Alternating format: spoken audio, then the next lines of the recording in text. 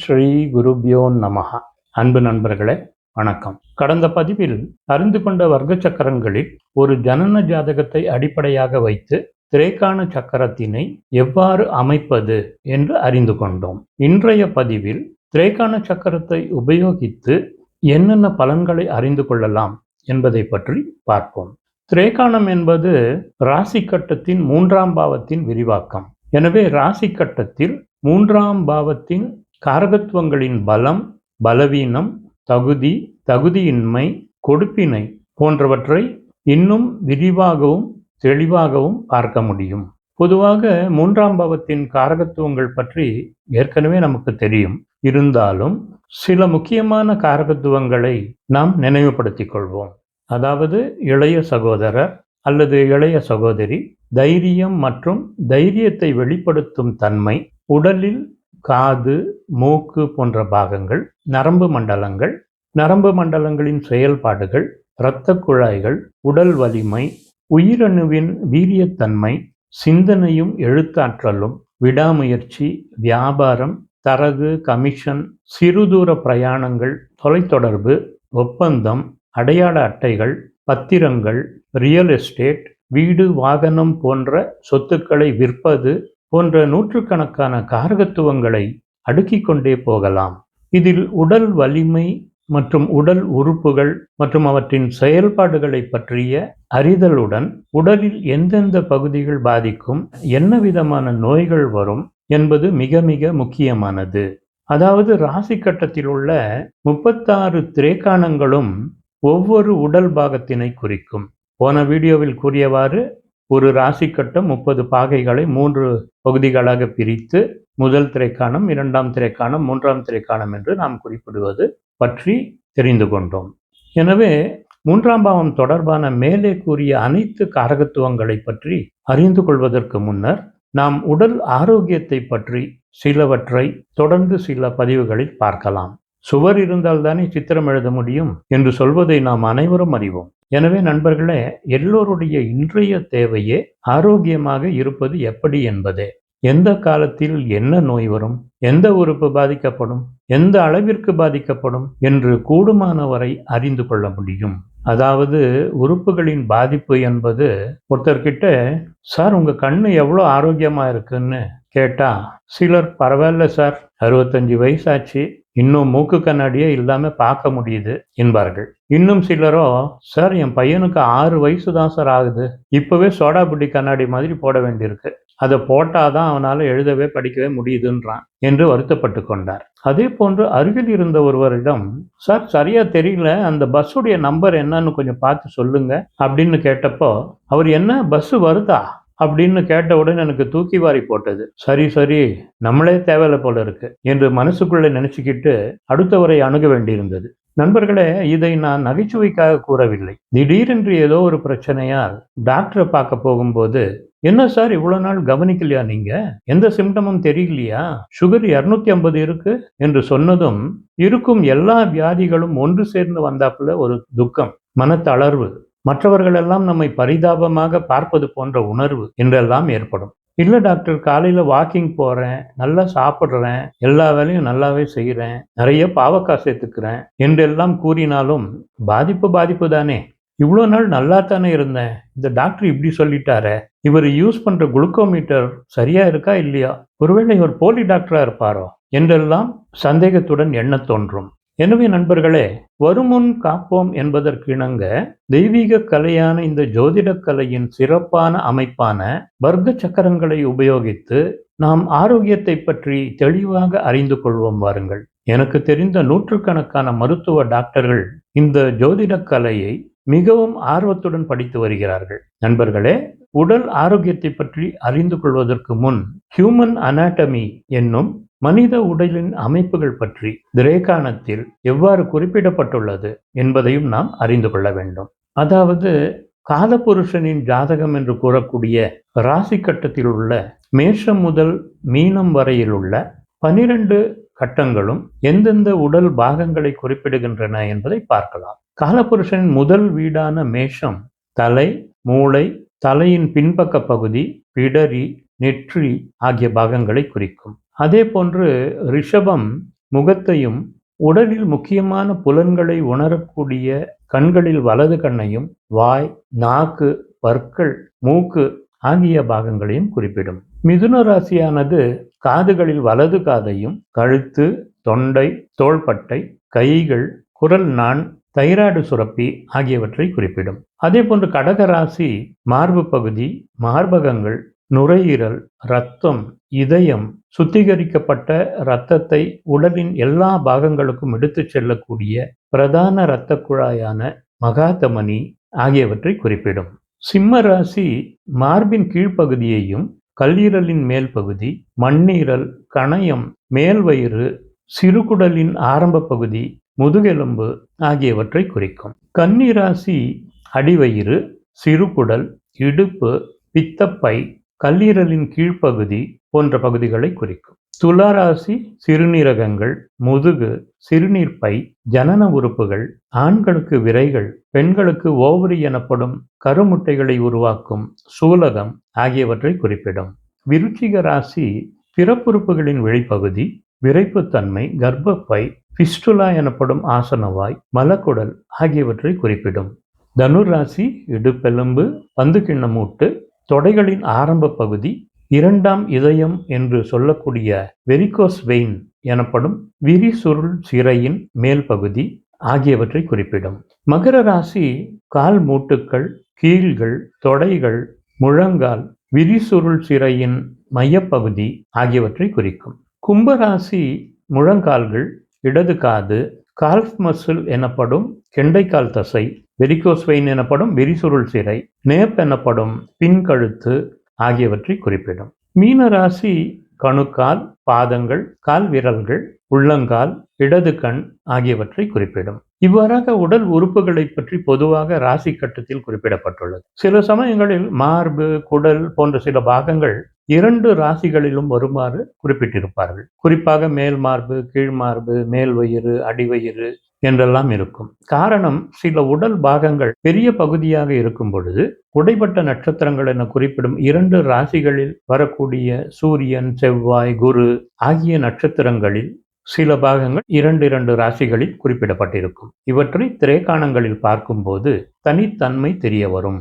நண்பர்களே, யோகா பயிற்சிகளில் 3வது கண் என்றும் ஆக்ஞை எனப்படும் 6வது சக்கரத்தின் இருப்பிடத்தை குறிக்கும் நெற்றி பொட்டிலிருந்து உடலை வலது, இடது என்று பிரிக்கும் போது மேஷத்தில் ஆரம்பித்து துலாம் வரையிலும் உடலின் வலது பக்க அங்கங்களாகவும், விருச்சிகத்திலிருந்து மீனம் வரை இடது பக்க அங்கங்களாகவும் குறிப்பிடப்பட்டுள்ளது. எனவே நண்பர்களே, ராசி கட்டத்தை தொடர்ந்து இப்போது கடந்த பதிவில் கூறப்பட்டுள்ளது போன்று 12 ராசி கட்டங்களை 36 திரைக்காணங்களாக பிரிக்கப்பட்டுள்ளதை இங்கே காணலாம்.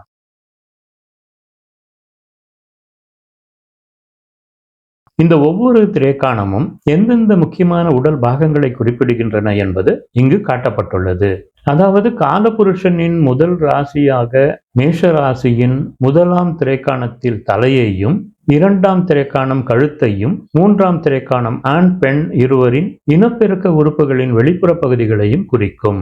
அதே போன்று ரிஷப ராசியின் முதல் திரைக்காணம் வலது கண்ணையும், 2வது திரைக்காணம் வலது தோள்பட்டையையும், 3ஆம் திரைக்காணம் உடலினுள் உள்ள வலப்பக்கம் உள்ள இனப்பெருக்க உறுப்புகளையும் குறிக்கும். மிதுன ராசியின் முதல் திரைக்காணம் வலது காதையும், 2ஆம் திரைக்காணம் வலது கை விரல்கள் ஆகியவற்றையும், 3ஆம் திரைக்காணம் உடலினுள் வலது பக்கம் இருக்கும் இனப்பெருக்க உறுப்புகளான ஆண்களுக்கு விரைப்பையையும், பெண்களுக்கு கருமுட்டை உற்பத்தியாகும் சூலகத்தையும் குறிக்கும்.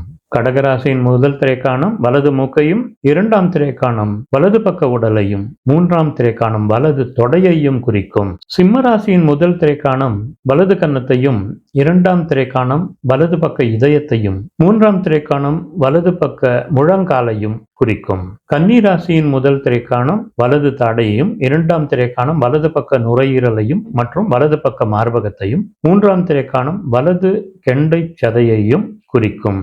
உடலின் நீளவாக்கின் நடுப்பகுதியான துலா ராசியின் முதல் திரைக்காணம் வாயையும், 2ஆம் திரைக்காணம் தொப்புளையும், 3ஆம் திரைக்காணம் முழு கால்களையும் குறிக்கும்.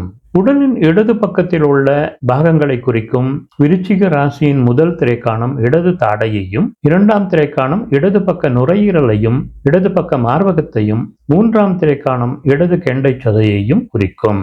தனுராசியின் முதல் திரைக்காணம் இடது கன்னத்தையும், இரண்டாம் திரைக்காணம் இடது பக்க இதயத்தையும், மூன்றாம் திரைக்காணம் இடது முழங்காலையும் குறிக்கும். மகர ராசியின் முதல் திரைக்காணம் இடது மூக்கையும், இரண்டாம் திரைக்காணம் இடது பக்க உடலையும், மூன்றாம் திரைக்காணம் இடது தொடையையும் குறிக்கும். கும்பராசியின் முதல் திரைக்காணம் இடது காதையும், இரண்டாம் திரைக்காணம் இடது கை விரல்கள் ஆகியவற்றையும், மூன்றாம் திரைக்காணம் உடலினுள் இருக்கும் இடது பக்க இனப்பெருக்க உறுப்புகளையும், ஆண்களுக்கு விரைப்பையையும், பெண்களுக்கு கருமுட்டை உற்பத்தியாகும் சூலகத்தையும் குறிக்கும்.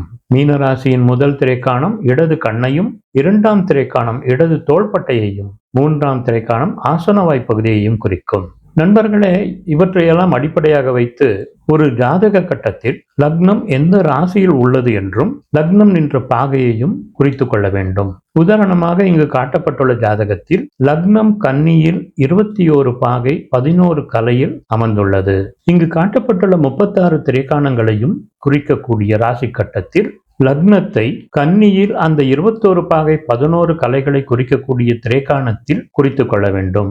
அதே போன்று பிற கிரகங்களையும் அவற்றின் பாகை கலைகளை வைத்து அவை உள்ள ராசியில் குறிப்பிடப்பட்டுள்ள திரைக்காணங்களில் குறித்து கொள்ள வேண்டும். அவ்வாறு குறித்து கொண்டால் இங்கு நீங்கள் காணும் சக்கரத்தை போன்று இருக்கும். இப்போது லக்னம் உள்ள திரைக்காணத்தை 1ஆம் திரைக்காணம் என்று குறித்து கொண்டு அடுத்தடுத்த திரைக்காணங்களை வரிசையாக எண்களை குறித்து ஒவ்வொரு கிரகமும் எத்தனையாவது திரைக்காணத்தில், அதாவது லக்னத்தில் இருந்து எத்தனையாவது திரைக்காணத்தில் உள்ளது என்று இங்கு காட்டியுள்ளது போல குறித்து கொள்ள வேண்டும். இது மிகவும் முக்கியமானது. இவ்வாறு குறிப்பிடும்போது ராகுவும் செவ்வாயும் 35வது திரைக்காணத்தில் அமர்ந்துள்ளன. அது இடது தோள்பட்டையை குறிக்கக்கூடியது. சந்திரன் 4வது திரைக்காணத்தில் அமர்ந்து வலது கண்ணை குறிக்கக்கூடியது. குரு 12வது திரைக்காணத்தில் அமர்ந்து வலது தொடையை குறிக்கின்றது. சுக்கிரனும் புதனும் 14வது திரைக்காணத்தில் அமர்ந்து வலது பக்க மார்பினை குறிப்பிடுகின்றது. சூரியன் 15வது திரைக்காணத்தில் அமர்ந்து வலது முழங்காலை குறிக்கிறது. கேது 17வது திரைக்காணத்தில் அமர்ந்து வலது நுரையீரலை குறிக்கிறது. சனி 18வது திரைக்காணத்தில் அமர்ந்து வலது கெண்டைக்கால் சதையை குறிப்பிடுகிறது. நண்பர்களே, சந்திரன் ராசி கட்டத்தில் 11ஆம் பாவாதிபதியாகி 2ஆம் பாவத்தில் குருவின் சாரத்தில், அதாவது விசாக நட்சத்திரத்தில் அமர்ந்துள்ளார். 5இல் குரு சந்திரனின் சாரத்தில், அதாவது திருவோணம் நட்சத்திரத்தில் அமர்ந்து குருவும் சந்திரனும் நட்சத்திர பரிவர்த்தனையில் உள்ளனர். சந்திரனின் வீடான 11ஆம் பாவத்தை குரு பார்க்கிறார். எனவே மனோகாரகனான சந்திரனுக்கு எந்தவிதமான பெரிய பாதிப்பும் இல்லை. சந்திரன் 4வது திரைக்காணத்தில் அமர்ந்து வலது கண்ணை குறிப்பதால் கண்ணிற்கு எந்தவிதமான பாதிப்பும் இல்லை. அதே போன்று ராசி கட்டத்தில் தனுசு மற்றும் மீனத்தின் அதிபதியான குரு இடுப்பு மற்றும் பாதங்களை குறிக்கும் சுபராக இருந்தாலும் மகரத்தில் தனித்து நீச்சனாகி பலமிழந்து அமர்ந்துள்ளார். மேலும் மீனத்தில் உள்ள சனியுடன் பரிவர்த்தனையாகி மீனத்தில் உள்ள கேதுவுடன் சேருவதால் தன்னுடைய பலத்தினை இழக்கிறார். 12ஆம் திரைக்காணத்தில் அமர்ந்துள்ள குரு வலது தொடையினை குறிப்பிடுவதால் ஜாதகருக்கு வலது தொடை பிறந்ததிலிருந்து பலமிழந்துள்ளது.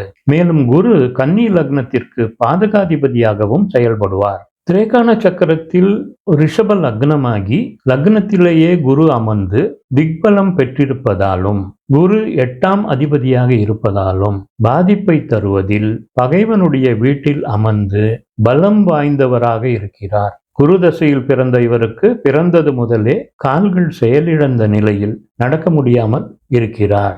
ஆனால் இவர் சிறந்த அறிவாளி. பொறியியல் பட்டம் பெற்று ஒரு சாப்ட்வேர் கம்பெனியில் ₹1,00,000 மேல் சம்பளம் பெற்று திருமணமாகாமல் வாழ்ந்து வருகிறார். மேலும் 12ஆம் அதிபதியான சூரியன் 6ஆம் பாவத்தில் ராகுவின் சாரம் பெற்று, அதாவது சதயம் நட்சத்திரத்தில் பகை பெற்று அமர்ந்துள்ளார். 15ஆம் திரைக்காணத்தில் உள்ள சூரியன் வலது முழங்காலை குறிப்பதால் இது கால் ஊனத்தை உறுதி செய்வதாக உள்ளது.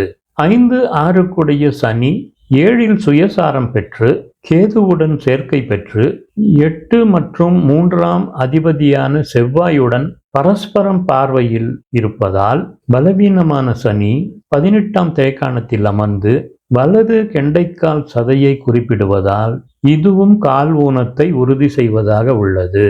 இவருக்கு 2006ஆம் ஆண்டு முதல் சனி தசா 19 ஆண்டுகளாக நடந்து வரும் நவம்பர் மாதம் முடிவடையும் தருவாயில் உள்ளது.